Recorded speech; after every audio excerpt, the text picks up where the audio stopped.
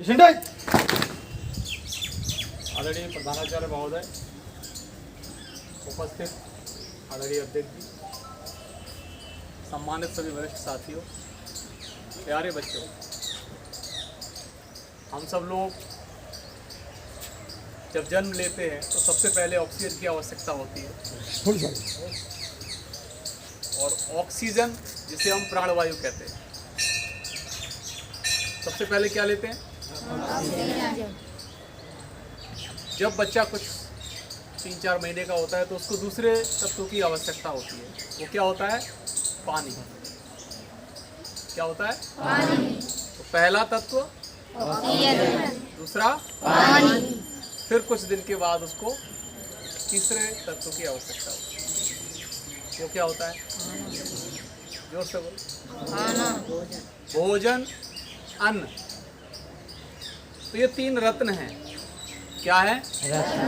पहला रत्न ऑक्सीजन, दूसरा रत्न पानी, जल ही जीवन है हम कहते हैं, तीसरा रत्न अन्न।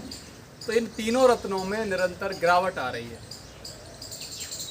जब ये तीनों रत्न के अंदर उनकी शुद्धता, उनके अंदर कमी आएगी नेचर के अंदर, तो हम लोग फिर जीवित कैसे रहेंगे? तो मनुष्य के जीवन पर संकट भी आएगा। तो पहले रत्न की कमी हमने कोरोना में देखी थी, ऑक्सीजन की कमी। जब भी कोई बीमार हुआ, कोरोना जिसे हुआ, उसे हॉस्पिटल ले गए तो डॉक्टर्स ने कहा इसका ऑक्सीजन लेवल कम है। तो वो ऑक्सीजन लेवल नेचर में इतना था नहीं कि लोग प्रॉपर उसको ले पाते।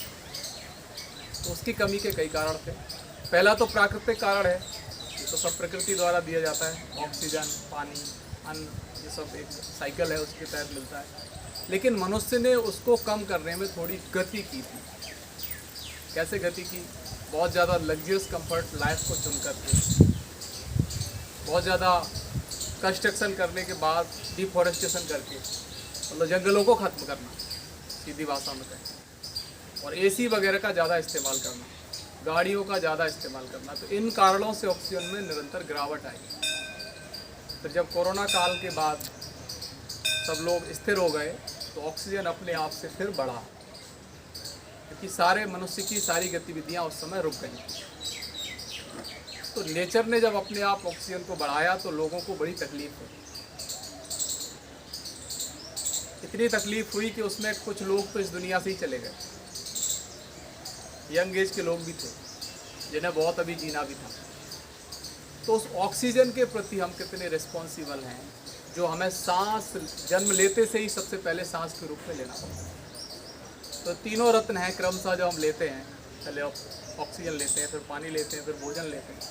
जब जीवन की यात्रा पूरी होने लगती है तो सबसे पहले अन्न छूट जाता है, फिर पानी छूट जाता है, फिर ऑक्सीजन लेना भी बंद हो जाता है। अंतिम सांस के साथ उसको लेना बंद कर देते हैं।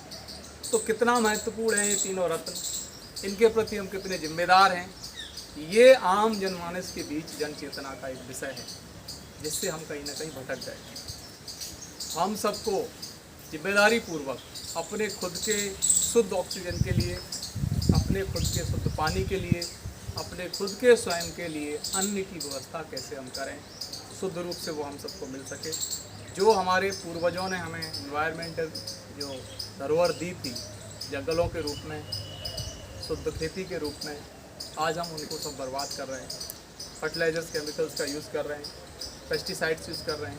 पेस्टिसाइड्स यानी कि विष। जब किसी भी जीव को मारना होता है तो हम उसे विष देते हैं, जिसे हम पेस्टिसाइड कहते हैं। वो भोजन के साथ मिल करके, घुल करके हमारे शरीर के अंदर प्रवेश करता है। तो विष रूपी जो पेस्टिसाइड है वो हमारे लिए कैंसर जैसी बहुत भयानक बीमारियों का भी बड़ा कारण है। तो उस पेस्टिसाइड से हम कैसे फ्री हो, ऑक्सीजन को ज़्यादा और ज़्यादा नेचर के अंदर प्रोड्यूस करने के लिए हम क्या प्रयास करें, और अपने लग्जरियस कंफर्ट लाइफ को कैसे कम करके नेचर के साथ रहने की एक आदत अपनी कैसे डालें। ये बड़े विषय हैं लेकिन बहुत ही आवश्यक हैं। हमें लगता है कि ये तो साइड के विषय हैं, बाकी चीज़ें सब आवश्यक हैं, लेकिन वो सब साइड की हैं। ये 3 चीज़ें प्राथमिक हैं। इनका शुद्ध होना उतना ही आवश्यक है जितना कि हमारे जीवन में खुशहाली आना। तो खुशहाली कैसे आएगी? जब हमारा जीवन होगा। और जीवन कैसे होगा? जब हमें ऑक्सीजन, पानी और अन्न मिलेगा। आप सोचिए, अभी की सूचना आए कि ग्राउंड वाटर खत्म हो गया है, धरती से पानी खत्म हो गया है, तो हम लोग कितनी देर तक जिंदा रह पाएंगे? कुछ लोग तो ये सोच के ही मर जाएंगे कि पानी खत्म हो गया, हम करेंगे क्या। कुछ लोग उसके बिना मर जाएंगे। तो कोरोना में जो हालत ऑक्सीजन की हमें देखने को मिली, वो हमें कभी दोबारा न देखने को मिले। तो इन सब विषयों को आम जनमानस तक पहुंचाने का एक प्रयास हम सबको करना चाहिए। जैसे हमें शिक्षा का महत्व पता है, वैसे ही हमें ऑक्सीजन, पानी और अन्न का भी महत्व पता होना चाहिए। शिक्षा तो चौथे नंबर पे आएगी, पहले ये 3 चीज़ें आएंगी। तो इन तीनों चीज़ों को अब कैसे सुरक्षित और संवर्धित करें, ये हम सबका संकल्प होना चाहिए, हम सबका प्रयास होना चाहिए। आप सबने न तो जंगल खत्म किए हैं, ना ही पानी को कम किया है, लेकिन समस्या आप सबको झेलनी पड़ेगी, क्योंकि आपको अभी और जीना है और आगे आने वाली पीढ़ी ने तो अभी जन्म ही नहीं लिया है। तो उसके प्रति हम कितने जिम्मेदार हैं, ये भी हम सबको एक बार अपनी जिम्मेदारी लेकर के दिखाना भी होगा और समझना भी होगा। लोगों के बीच ये जन चेतना कैसे जाए, ये चिंता का विषय है। अभी सब सुसुप्तावस्था में है, कोई भी इस ओर ध्यान देने के लिए अभी प्रतिबद्ध नहीं है। हम सबको अपने इन तीनों रत्नों के प्रति प्रतिबद्ध होकर के अपने स्तर से प्रयासों को करने की बहुत आवश्यकता है। ना मैं कोई राजनेता हूँ, ना ही कोई मैं बड़ा स्टार हूँ। एक आम जनमानस के नाते, एक आम मनुष्य के नाते पूरे देश के हर जिले जाकर के इस संवेदनशील विषय पर मैं चर्चा करता हूँ। अब तक 375 जिलों तक मेरा जाना हुआ है और 20,000 किलोमीटर की यात्रा मैंने तय की है और 315 दिन कन्याकुमारी से 6 अक्टूबर 2022 को पर्यावरण संरक्षण जन जागरण अभियान को लेकर मैं चला था। आज 19वें राज्य मध्य प्रदेश में मैं आया हूँ। इससे पहले 18 राज्य में कर चुका हूँ। तो आज पहला दिन मेरा मध्य प्रदेश में है और इस यात्रा का समापन भी 2024 में मध्य प्रदेश की राजधानी भोपाल को ही मैंने चुना है, वहीं को। तो आप सबको तो और ज़्यादा प्रयास करने चाहिए कि आपके राज्य की राजधानी में इस यात्रा का समापन होगा। तो आप सब मिलकर के अपने आसपास कैसे हरियाली और ज़्यादा कर सकते हैं, अधिक से अधिक पेड़ पौधे आप लोग कैसे लगा सकते हैं। अभी तो बरसात का सीज़न चल रहा है, 100, 200, 500 पेड़ एक एक व्यक्ति लगाए और बृहद रूप से उस पर प्रयास करें। किसी के भरोसे ना रहें, खुद अपने ऑक्सीजन को तैयार करने का संकल्प लें और अपने लग्जरियस लाइफ को छोड़ करके थोड़ी देर फिजिकली फिटनेस के लिए भी अपना समय निकालें। 24 घंटे में से 1 घंटा अपने नेचर, अपने एनवायरनमेंट, अपने स्वास्थ्य के लिए हम निकालें, ताकि हमारा स्वास्थ्य ठीक रहे और हमारा एनवायरनमेंट ठीक रहे। एक एग्जाम्पल आपको दूंगा, मैं भी केदारनाथ गया था, तो अधिकतर लोग खच्चरों पर बैठ कर के दर्शन करने जा रहे हैं।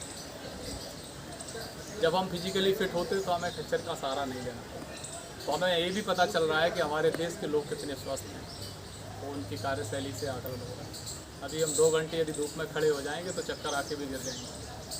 हम तो ज़्यादातर साइकिल चलाते हैं और 100 किलोमीटर तक रोज़ साइकिल चलाते हैं। पूरे दिन मैं धूप में खड़ा रह सकता हूँ, मुझे चक्कर नहीं आएंगे, ना मैं गिरूँगा। तो इतनी स्ट्रेंथ आप लोगों के अंदर कैसे आए, फिजिकली आप लोग कैसे फिट रहें, ये भी आप सबको तय करना चाहिए। जय हिंद, जय भारत।